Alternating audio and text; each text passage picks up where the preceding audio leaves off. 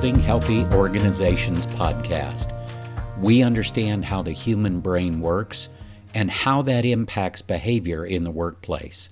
I'm glad you joined us today for our continued journey to understand how to build a healthy organization. Welcome to part 2 of our 5-part series on how do you recession-proof your organization.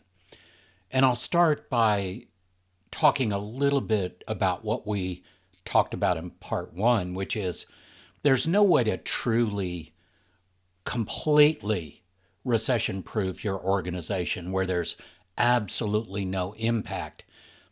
But there are many things that can be done to do more than just survive, to do even more than just thrive through a recession.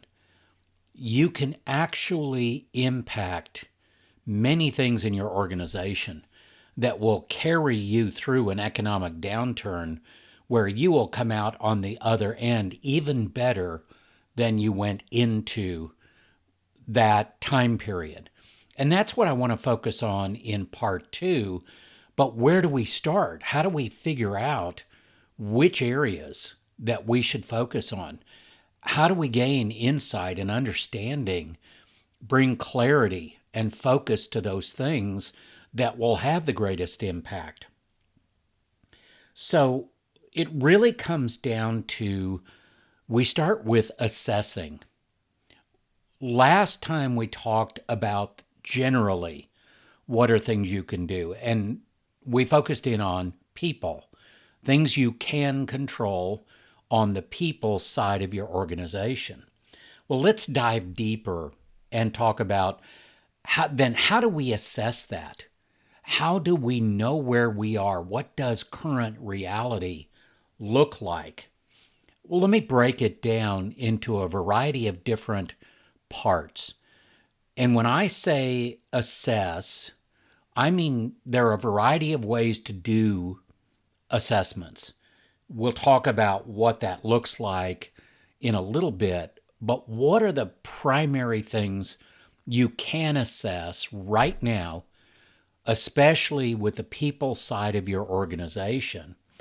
Number one, what are the current capabilities that you have with the people that are in place right now?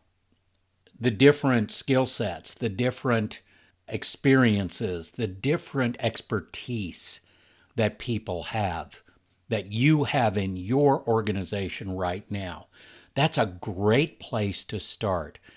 The capabilities you have right now will determine where you can go from here. Do you need to grow in new areas? Do you need to bring in new skill sets, new areas of expertise? Number 2, what resources are available? Now, when I talk about resources, the first thing we think about, I think, is the financial side. But there's a lot more to it than that. What resources can you bring in? Who do you know that could be a good advisor for you? Who do you know that could help you better understand what you need to understand to move forward? And of course, what finances and resources are available to you from that direction, the financial side of things. But also think about your people resources. Think about the physical resources that you have available to you. That's another critical area to assess going into preparing for whatever comes next. We may or may not have a recession in 2023, but somewhere down the road we're going to have another one, and probably several in the next couple of decades or more. So preparing in a way that is, quote, recession-proofing, unquote, your organization is actually preparing to be the most efficient and the most effective you can be, no matter what the economic situation is. So many organizations get in trouble because during times of abundance and times when it's easy, they just bring on more and more and more people. They They do all kinds of things. They start getting out of their primary areas where their sweet spots are, and they start doing other things, thinking that that is a new revenue stream, a new pivot, a way to expand footprint in the marketplace. But does it make sense? Sometimes it's only during times of downturn that we really take the time to think about, does this line of effort, this line of productivity, does it make sense? Should we be doing that? Is it within our core competencies? Is it a sweet spot for us? So, what's the next one? Well, the state of your people. What do I mean by that? Well, they're hard skills, talents, engagement. How engaged are your people? What capacity do they still have available? One of the interesting things I've found recently, almost everybody I talk to about themselves, their people, they're telling me we're busy, we're booked, we're just overwhelmed. We cannot take anything else on. That's not a great place to be, because it means you have no more capacity to equip you and your people to grow, to try new things, to take advantage of opportunities. What happens when the next big challenge comes around? Do we drop everything we're doing and put all of our resources into that challenge? Well, what's the outcome of that? What's the cascade effect of what happens in that situation? Here's a big one. The next one is leadership bandwidth. What do I mean by leadership bandwidth? Very simply, your success will be limited by the amount of leadership bandwidth that you have available. If you're maxed on your leaders' abilities to take on things right now, to manage things, to lead well, if you're maxed on that, then your growth is maxed. Having some margin there is really important. How do you get margin? You grow capacity. You grow leadership bandwidth, either through developing your current leaders, growing their capacity, or adding new leaders. And some of those people may be internal right now. Maybe it's investing in the next generation of leaders that you already have in your organization. And there are ways to assess for who those people are. The next one to think about when you're assessing is productivity. How efficient and productive are we? Are we really in a good place? Are we getting the value we need out of every role in the organization? And my guess is probably not. I know from research that the average worker gives between 40 and 60% of their capacity consistently. Now, you'll see some people that give more than that. The more engaged an individual is, the more you will get out of that individual. Engagement, the definition I use, the emotional commitment someone has to the effort, to the organization, to the team. So the more engaged people you have, the more productivity you're going to have. I mean, research shows us this. An engaged employee will give you 2 to 4 times the productivity of a non-engaged or disengaged employee. So what's the next one? Assess your margins right now. Assess your profit right now. If you need to get rid of some things that are not all that profitable, there's very little margin in, and they don't hurt you long term, that's a key there, key filter to think about. If it's something you have to keep because it's something that adds value for your customers, even though there isn't a lot of margin there, that's a different kind of value, and it may be important to keep that. But one of the things you can assess is look at all the things you're doing and how much of a margin is there in those things, and how much profit is there in those things. Again, it's not just dollars and cents. It's about energy and activity and value that it's bringing internally and externally.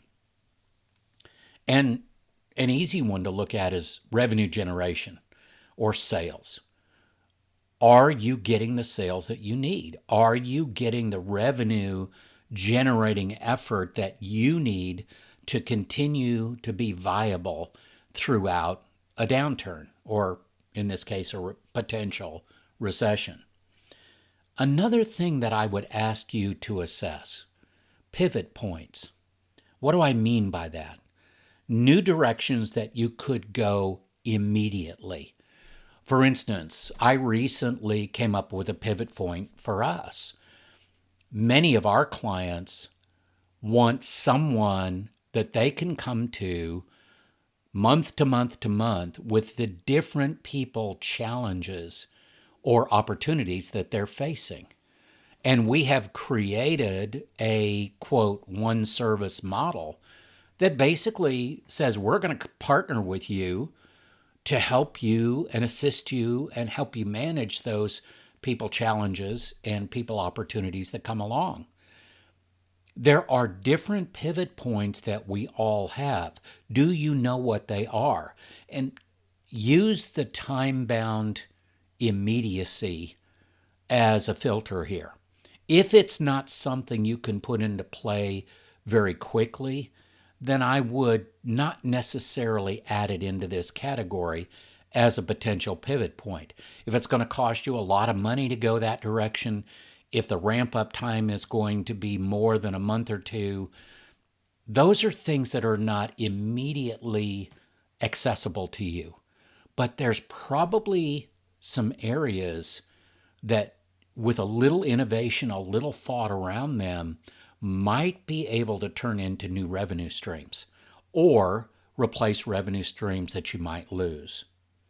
To prepare for economic downturn, we have got to have good information on where are we right now in all of these different areas. What can we do right now? How well can we do it? And what does that mean for our long-term viability?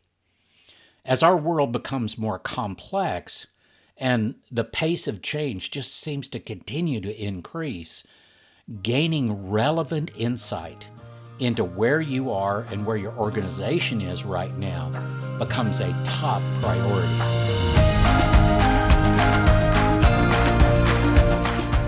A lot of people are going to ask the question, Steve, what do you mean by assess? What form does that take? Because there are so many different ways to define that word. Assess means many different things to many different people. For our focus, I define it as using some kind of tool or method to gather good data that can bring clarity and focus, which empowers better decisions and better actions. That's how I define what I mean by assess. And let me talk about a few of the different forms of these tools or methods that you might use that would be beneficial assessments. Number one, validated assessments. So think psychological assessments, scientific types of assessments.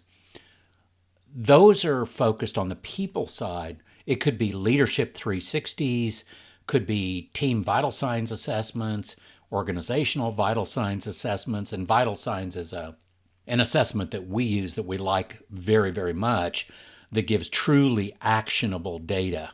You know, a lot of climate surveys and all of that, they'll give you a lot of data. I mean, literally pounds of data. I think they sell it by the pound. What they don't give you is a step-by-step approach to a good path forward. Well, fix this, fix that, change this, change that. But how do you do that? Well, find assessments that will give you good, actionable data where you can get the clarity that you need. Another type of assessment could simply be observation by someone with relevant experience and expertise. I do this a lot when I go into organizations and do a diagnosis, whether it's a team or the organization as a whole. Someone who has the relevant experience and expertise can come in, do interviews, ask good questions, and observe, and there can be some very powerful insights that come out of that process. Another one could be surveys that have some kind of rating system.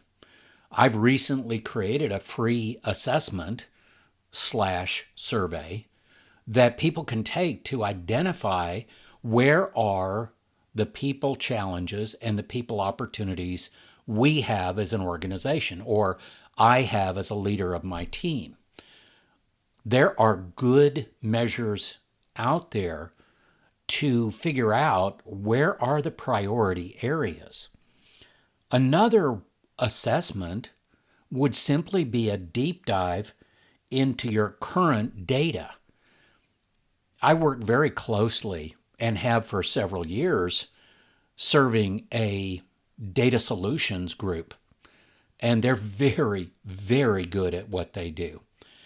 And as I talk to them about their services and how they take care of their customers, what I'm learning is that people have a lot of data, but it doesn't necessarily mean they're getting the information they need out of that data.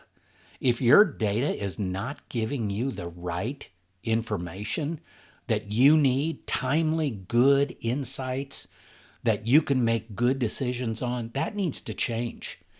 Assess your data sources and see if there is something in there that is holding you back. If data is not giving you valuable insight and accelerating a path towards success, something needs to change. Assessing can be done on an organizational level, it can be done on a team level, or it can be done on an individual level. Like I said, leaders or even team members. There's so many different kinds of assessments, and I won't go into that today except to say there are wonderful, highly validated assessments out there that will take away all of this guesswork about this person or that person or what's going on here, what's going on, why does this team work really well and this team is just total dysfunction. One of the phrases I use a lot is stop guessing, assess, and use assessment tools that really help you. To start, as I said, we put up a free assessment for people to say, let me rate these things in my organization or my team and see where the people challenges are, see where the opportunities are when it comes to people. So feel free to check out our website, eqfit.org. That assessment is up and running, and I'm pretty excited about that. Assessments are not scary things. It's like giving you a brand new toolbox with tools that you have not used before, but that give you the opportunity to become a better craftsman at what you do, to take your ability to get the results you want to an entirely new level. That's what assessments are. Now, how do we apply those in this idea of recession-proofing your organization?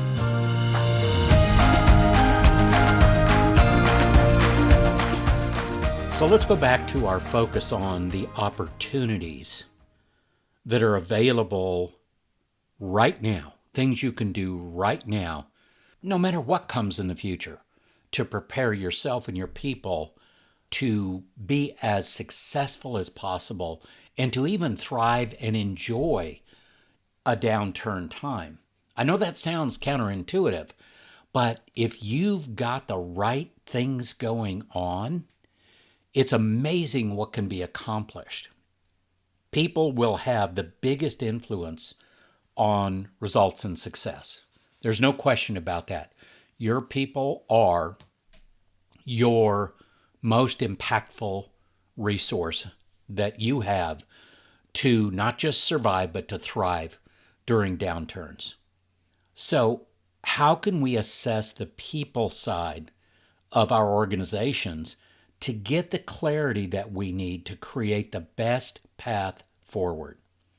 Well, we start by assessing a few different things. I'm going to spend the rest of our time together right now talking about four things, just four things that I would like you to think about, things you can do right now to get clarity and focus so that you can prepare for whatever comes next. Number one, culture and engagement. These two go hand in hand. The better the culture, the greater the engagement levels. But what is a good culture?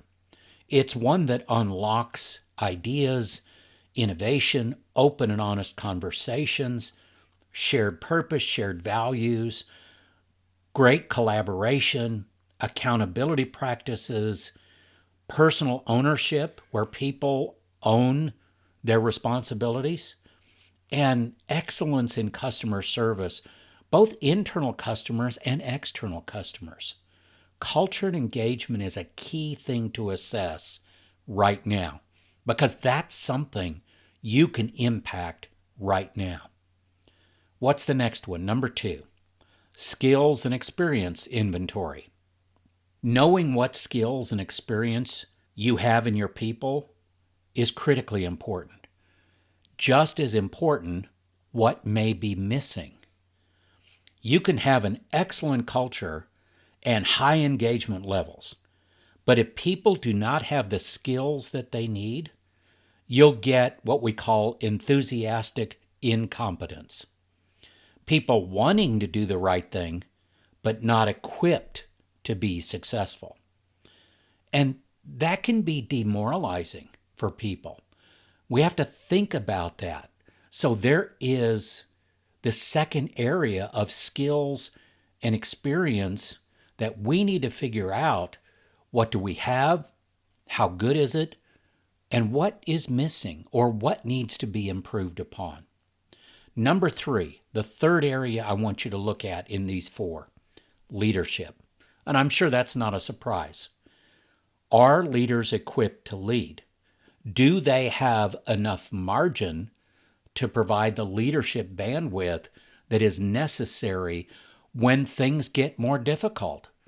There is a ramping up of so many potential negative impacts, stress, emotional burden, just harder to get things done. Selling becomes more difficult. There's so many things that can happen in a downturn or a recession that make a leader's job even more difficult. Do they have the equipping and the bandwidth to deal with that? And a lot of that, I'm just going to say it right out, it deals with emotional intelligence, because when those things hit people and stress levels increase, emotional load is going to increase. If they are equipped to deal with that, if they're equipped to be self-aware, self-managing, and self-directing, the three major areas of competence in emotional intelligence, they're going to do better. They're going to operate at a higher level. They're going to be able to access their higher cognitive processes, critical thinking, problem solving, the things that are critically important to success as a leader. So leadership is a very key area to assess right now for you and your organization. You can look at this and say, you know what, if we can just get through this, which I will interpret as survive it, it's going to be a hard road.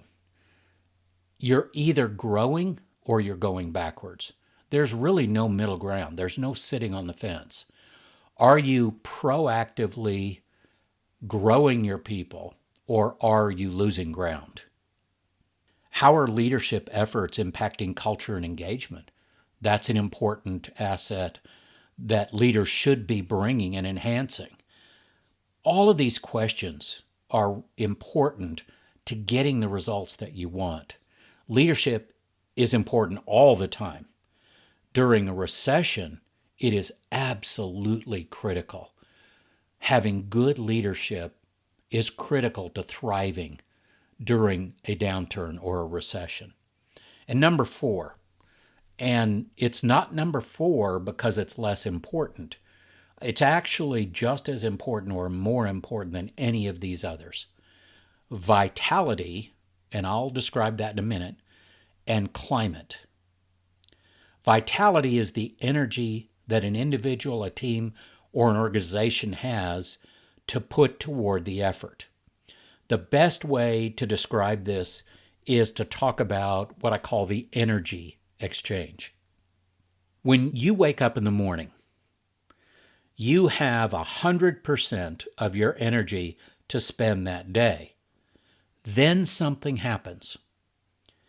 All of the things that you're dealing with internally start to layer on top of each other.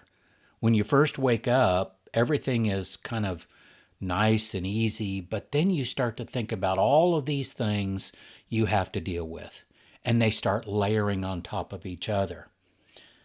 As a result, energy is diverted internally to manage all of the issues you're dealing with. Then what's left over is available to go to external efforts. This is why it's so critical to identify internal challenges and remove as many roadblocks as possible, which frees up time, focus, and energy for getting important things done. Energy goes internal first to dealing with the internal things you're trying to manage or navigate, and what's left over can go externally. And we've all experienced this. When we're under a lot of stress, a lot of pressure, there's a lot going on, a lot of our energy gets internally focused, and we simply don't have as much to give to the external effort. The next thing I want to talk about is the climate. Not just a climate survey, and there's a lot of them out there.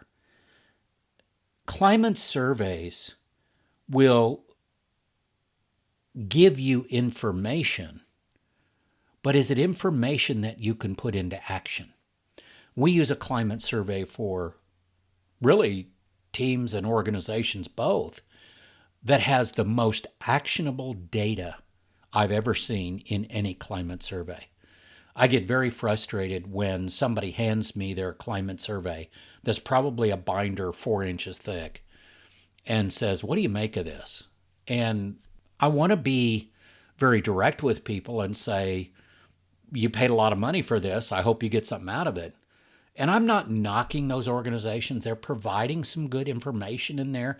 What they're not providing is actionable data with a clear path forward to take the right steps to create the success pathway that you need. That's where I get frustrated. Well, guess what? The one that we use does that. It does exactly that. With our guidance and our help, we have years of experience doing this. And I'm sorry, I'm not here to sell you today on what our services are. I'm here to sell you on be smart about where you put your money. Be smart about getting the value you need out of the resources you have available to you. I've seen many different clients struggle with these climate surveys. What we've found is the best way to approach that is to decide ahead of time, what do you want to get out of that? If all you want is a 4-inch binder with information, you can go a lot of different places and get that. But if you want solutions, step-by-step processes to get the success you desire, the outcomes that you want, you need to think very carefully and talk to people and ask them really good questions around exactly that right there. Climate and vitality. A good climate will increase the vitality a team or an organization has. And some of you may be asking, "Steve, you're talking all about this one that you use. What is it?" It's called the Vital Signs Toolkit from 6 Seconds. So 6, the number, seconds.org. You can go check it out. You can check it out, through our blogs at eqfit.org. through other podcasts. I'm not here to sell assessments today, but here's what I want to stress. In preparing for what comes next, in preparing and recession-proofing your organization, if you don't know where you are right now in these 4 primary areas, it's going to be very difficult to do any valuable preparation for the challenges that are coming down the road. Let me go back and review these 4. Culture and engagement, skills and experience inventory, leadership and leadership bandwidth, vitality and climate. We're talking about the environment we work in. How good is it? How much does it add energy and a sense of shared purpose with people? We're talking about the hard skills and human skills that people have. We're talking about leadership capacity and how much is there for you to count on. And we're talking about how much energy is there and how good is our collaboration and our engagement so that we can work well together. If all you do is focus on these 4 areas to assess right now, you will gain valuable insight into what is working well, what needs to be improved, and what's missing on the people side of your organization. That is a very productive approach to preparing for whatever comes next. It is the first step. Now, I see a lot of organizations that run around and do a lot of things, and then they stop and look over, oh, that didn't work, let's revise, change that, do this. That's ready, shoot, aim. I think it's really important to gather good data before you aim and then decide the direction you're going to go. This is a very proactive approach to preparing for whatever comes next. Prepare, then grow. Prepare, then thrive. That's a simple but very profound method to achieve success. But to prepare, you must know how to prepare. And that comes from a good assessment of where you are right now in the different areas that we've been talking about. Assess, then equip, and then align, and then succeed. Assess is the first step in our proven process. It should be yours as well. Better data leads to better decisions. Don't guess, assess.